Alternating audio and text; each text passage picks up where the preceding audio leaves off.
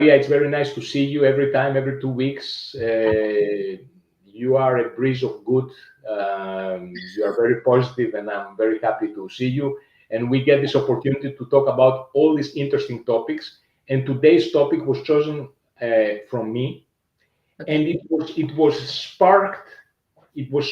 I'm in a new project now, and I received from them a PDF about the different, let's say, the different expected responses to the message that those guys have, right?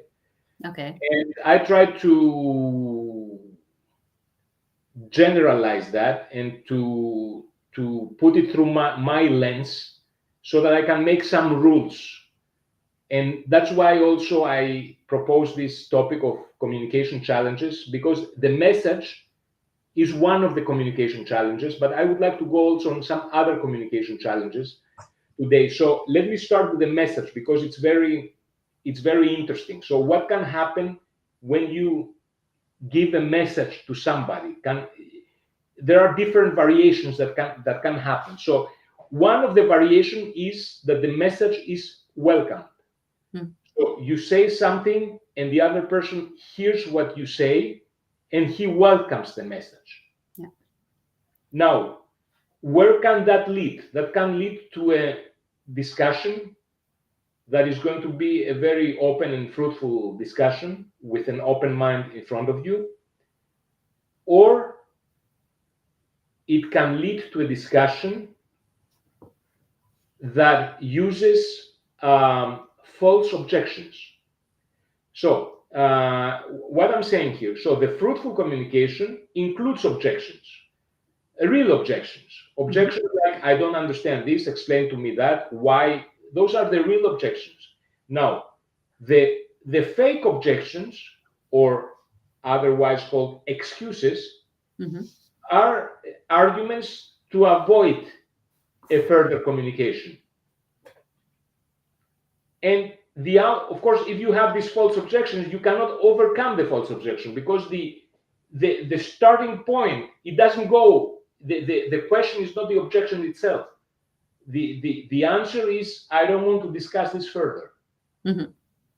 But if you have the fruitful communication, that can lead to an outcome, which is going to be either a mutual benefit for everybody, or he's going to prove you wrong, or you're going to prove him wrong, or anyway, you will conclude somewhere.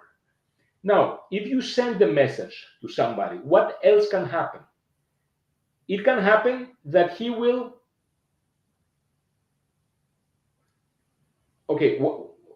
one scenario is that he's going to tell you it's not the right time now to have the message. Again, that might be true, that might be false. Another thing that can happen is to avoid the message, to not answer to your message. So what does this mean? If I see it on my character and on my personality, I try to answer to people. If I don't want something, I say, no, I'm not interested. So I answer negatively. So if I don't answer, that might be two things. Either I'm not interested and I have my reasons not to answer, or it's something that I'm skeptical. Maybe it would be of interest. So I don't want to give a negative answer because I want to keep it open. That's the no answer. And the most interesting part of all are the people that don't want to hear your message. So you say something and they are negative. I don't want to hear that. I don't want to discuss that. They get offended. Those are my beliefs. It's the way it is. Now, why is that? That's very, very interesting, because it goes very deep. The reason why they block your message, they don't let you explain, is that your message is threatening a belief on their system that is a how you call that in English, a cornerstone. So if you a core belief, a core belief. It's a core belief. Yeah. It's like you have a Jenga and you take out the little piece of wood that the whole thing is going to collapse. Yeah. It's exactly the same. So they know that they don't want that piece to get challenged because they want to continue the lie. Because if this thing goes away and the lie and this lie goes out of the picture, they need to reinvent themselves. They need to start from scratch on their beliefs, because their whole belief system is going to collapse. That is a very interesting part. But there are a lot of other things in communication, and as I said before, you can write books on the topic. But what I see in my daily life is that there are people talking but not communicating. Mm-hmm.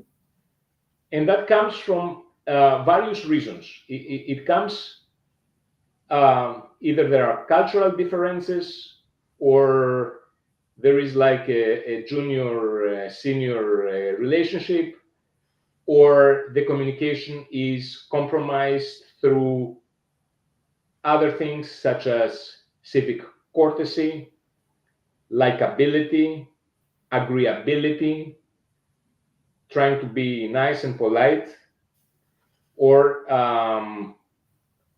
people that are preoccupied,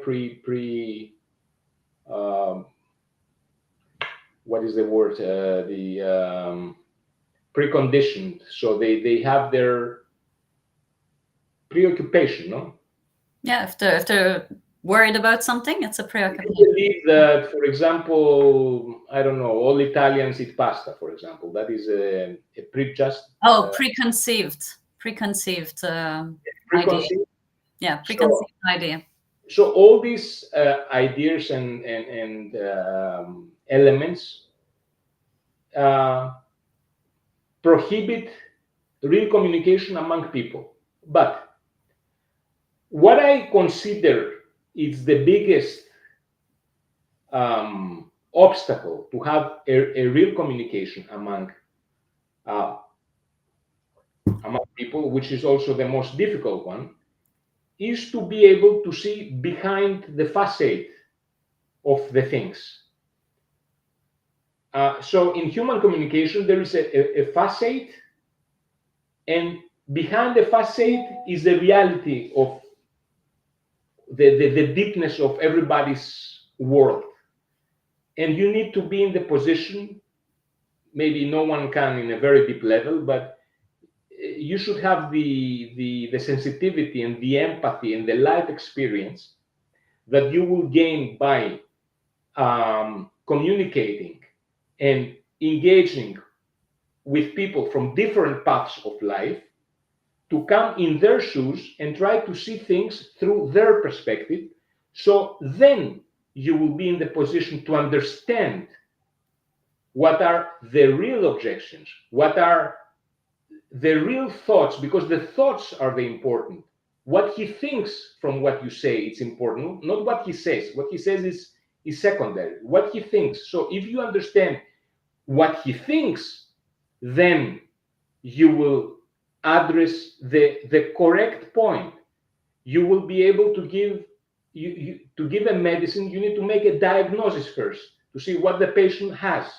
So you need to understand what are his thoughts, so that you can answer properly and have an effective communication with each other. Yes, please say something. No, I think I think all true. All these things happen only if you listen. So the biggest challenge in communication, which I think lots of people struggle with, is listening, really listening to others. And because often we listen to answer, or we listen to respond, or to make our own point. But like listening to understand really where the person is coming from, as you said, their perspective, what really lies behind the words, is a skill. And it's difficult. It's difficult because I think we haven't been taught to do that correctly as we grow up. And some people are very skilled at it, but most people aren't. And so learning, and I know I need to, I'm somebody who talks a lot, and I need to often, like, I have this on my screen often, where do you see it? That says, wait, why am I talking? To remind myself sometimes that I need to listen and not talk. And so that's, I think, the biggest communication challenge, because all the rest comes once you've taken the time and made the effort to listen to the other person. But I think there's a lot of other things that cloud that create challenges. You mentioned intercultural communication. Obviously, I mean, now that we're a global world and we speak with people all over, we don't always understand the different cultures and the way people communicate in those cultures. So learning about that is important as well. And we also tend to make a lot of assumptions. We think we know. We make assumptions all the time about so many things in life. We make assumptions about what the other person thinks, about what they believe, about, as you said, all these things that we're trying to unpack on the other person. But we also come with our own preconceived assumptions and biases, which interfere with us listening really to people, and therefore creates this challenge in communication. And I think the modern world with emails, WhatsApp, all these different ways we've never had more ways to communicate. And at the same time, I feel like we've never communicated so poorly, because people don't take the time to really communicate properly and go deep. It's all very quick, fast, and back and forward, and things get lost in translation. And then that's, I think, also one of the big challenges of our world currently. Yes, so let me make some comments on what you say. First of all, this superficiality in today's world. I mean, I hate this expression in today's world, because every generation had their own challenges. The previous one, and it's the same for ages, since ever. So, but in today's world, we certainly have a big difference through the invention of the internet. So I'm seeing what I noticed is that the more content you have, the quality drops. So I found the quality some years ago on YouTube videos, for example, better than it is now. Because now, I mean, there are not so many things to say, and people start to say just for the sake of saying. And there are also the way they created to market it. There's a lot of pressure for people to, like, there's the algorithm, there's other people, there's all the influencers. Like, before you could be like the only one, but now it's like there's everybody. The algorithm stand out, that is insane. I mean, I have to compromise my thoughts and my content to the algorithm. Or there is also, many things are also deceitful, because they create a video, and that video has a title that you think it's happening now, it's a new video, it's an old video. It's a clickbait. Refurbished and put as new again. So at the end, you return to read books. So I read more books now, because I cannot. I mean, I can see what I want to see in half an hour. I don't need more than that. But what you said before about the assumptions, that's also a key word. Assumptions. Let me make a note, because I'm writing also something. The assumptions, the way you see other people through your assumptions that might be your right, biases, your assumptions. your bias. What it creates, the assumption,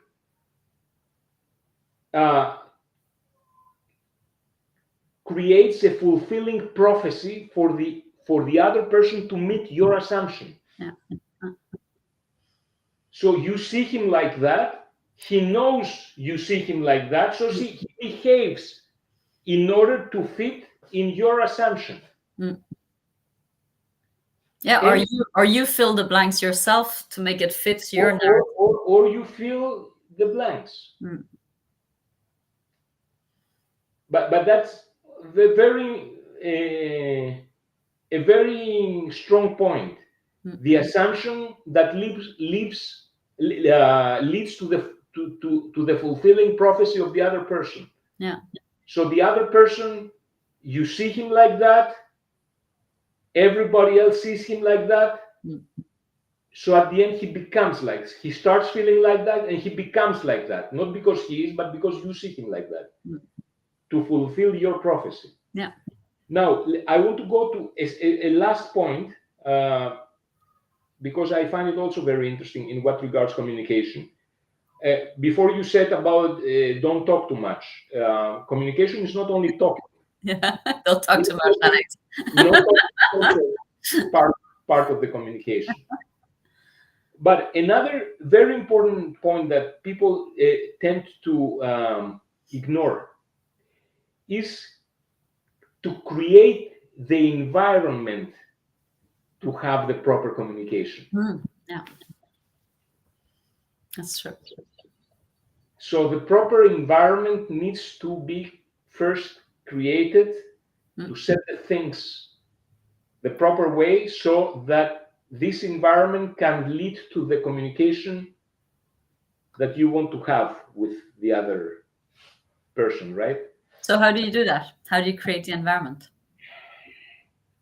Yes, it's the dress code, the place where you are, the way you talk.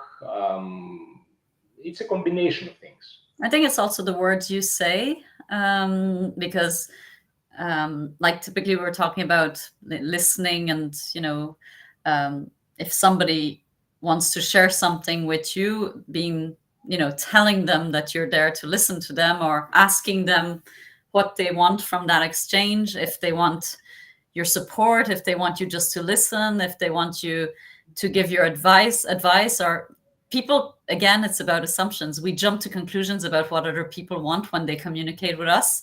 Sometimes creating the environment is also just asking the other person what they want from this communication, right? Yes. It's complicated. It's complicated. I agree with what you say. Choosing the correct words is something that I am very much aware. Not always I can choose the correct words when I am talking. There are some words, however, that I immediately they raise a red flag in me, or they ring a bell. So one of these words is the word problem, which I try to avoid when I'm talking. So I'm talking about the challenge. Yeah. But most importantly, I catch myself when I'm writing an email, I'm trying to use the proper wording to lead the response to the response that I want to have. Yes. How do you do that? It's not easy. There are some words that are better to avoid, and some other words that, it depends on the context of the email. There are not fixed rules. Yeah, but I write an email and I say, this thing here, I don't like it. Yeah. I don't like the way I wrote it, or I don't like the tone of the email, maybe. The tone of the email, or to give you a very simplified email, if let's say you need to get paid from somebody that delays the payment. The first email that you send regarding the payment, it cannot be like the third email you send. Yeah, it can't be like, pay me now in capital letters with fun. Yes. Yeah, So, I obviously. mean, that's a very obvious example and very simplified, but it's one of the examples. I think for Yeah. me, what I've found is like we often we overthink sometimes, whether it's in our spoken or written communication, but definitely in emails. I think often you get the better results the simpler your email is, the clearer it Oh, is. absolutely. Like with short words, clear call to action. Don't jump through the hoops to explain what you want. Just say what you want. Do it simply, clearly, and then you actually get the results you want because people understand. You've told them clearly what you want them to do. It's easy to understand, easy to read. If you make a whole thing like this, nobody's going to read your message. So Absolutely, I cannot agree. Clarity. Absolutely, clarity and simplicity, and try to write 2-3 paragraphs, separate the paragraphs. Yeah, make it really readable. Yeah, so that it's clear. Yeah. 1, 2, 3, and a simple call to action. Yeah, and making it simple for the person that they understand. Like, not that you're asking them to do 5 things. Like, this is the one thing you need to do, and this is how you do it. And just the less friction possible, make it really easy for the person to answer you. I find that same with your email titles. Like, rather than like making long titles or making a funny title, like put in your email title what you want them to do, like put the call to action there. So at least it's clear, like this is what it's about, this is what I want you to do. Like it's and you get much better responses. It goes back to being clear. Clarity is key, and the call to action needs to be only one. There's only one call to action, because if you put 2, 3 call to actions, or you start to find more information, click here. Then he clicks there, he goes to another website, he gets distracted, the telephone rings, and bye-bye your email. Yeah. So clear and simple, and you were talking about the wording before. Yeah. So some words. Yeah. 2 words come in my mind that they have some degree of more, they are more profound words. Yeah. One of the words is when somebody says to you something that it somehow triggers your compulsive response, let's say. Okay. Your answers should be interesting. Interesting. Your answer is interesting. And then you pause, and you will respond at a later point when you decide. Oh, you're saying those trigger emails that you get and that you're like, and you want to answer trigger emails that you want to. Yeah, don't do I that. sleep on it. I type it, but I sleep. So I delete the email. The person I'm responding, like in the address. I type the email because I get it out of my system. I sleep on it, and usually next morning I'm like delete. But you can answer also a second word that you can use, and I use it very successfully, is to use the word I understand. Yeah. Now, what you understand, let puzzle him about what he thinks that you understand. And there are other words too, but it's about validating what the other person. I mean, there's so many techniques on how to communicate more effectively. But I think, for me, it's often I remind myself often when I'm writing to keep it clear and simple. That's because often I'll write an email and then I'll like, oh God, I don't need all this fluff in the middle. There's words that don't need to be there. It's like, let's just keep it simple, and then you'll actually get some result. Clear and simple is key. It's also clear and simple also in the structure of how you prepare your day. On the night before, write the 3-4 things that you need to do the other day. So when you wake up in the morning, you don't have to start thinking, and you have your task list, 1, 2, 3, 4. So simplicity, because you need to understand who the other guy receives the email, at what time he receives the email. So we want to make things move forward and not talk generally about things if we want to achieve something. Very nice, Maria. Do you feel your challenges are resolved, Alex? No, the challenges are still there. It's a very long discussion. It's a long road. It's a long road. Yes, but I feel what I see with many people are there is a lot of ignorance on the topic, and it's very sad because they are foggy in their mind. Many people, so they avoid to see the results and the outcomes. What is the result? What is the goal that you want to achieve? The end goal. Because everything else are the steps to achieve the end goal. So many people are getting lost there. They are drifting. They think, oh, it's not about I work 5 hours today. It doesn't matter if you work 5 hours. What did you achieve in these 5 hours? Work 1 hour, work half an hour. Why it has to be 5 hours? Because it's this mentality that has been installed in our mind. Oh, this guy is a hard worker. You need to work hard. No, it's a matter of working smart and the ability of recognizing things and be able to see things. The hardest workers actually are the ones that are getting less paid. So to bring this back to communication challenges is that learning to communicate effectively will make you better at your job, right? Absolutely. Learn to communicate effectively and understand behind the lines. If you don't have this understanding, you are not going to achieve your goals because you are working in the wrong direction. You are perceiving as reality and truth something that is illusional, that is not the what is being asked.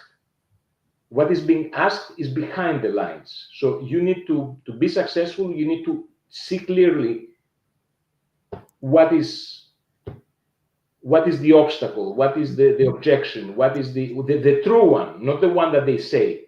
What's unsaid? The unsaid. Many times people don't even themselves understand.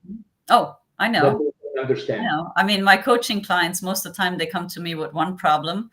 And by the second session, we realize that that's not the problem. Actually, the problem is something else. The problem is always something else. Of course. Yeah. Okay. Fantastic. Okay, I wish you a happy Easter, Maria, and we meet again in 2 weeks. See you in 2 weeks. Thank you. Bye. Bye-bye.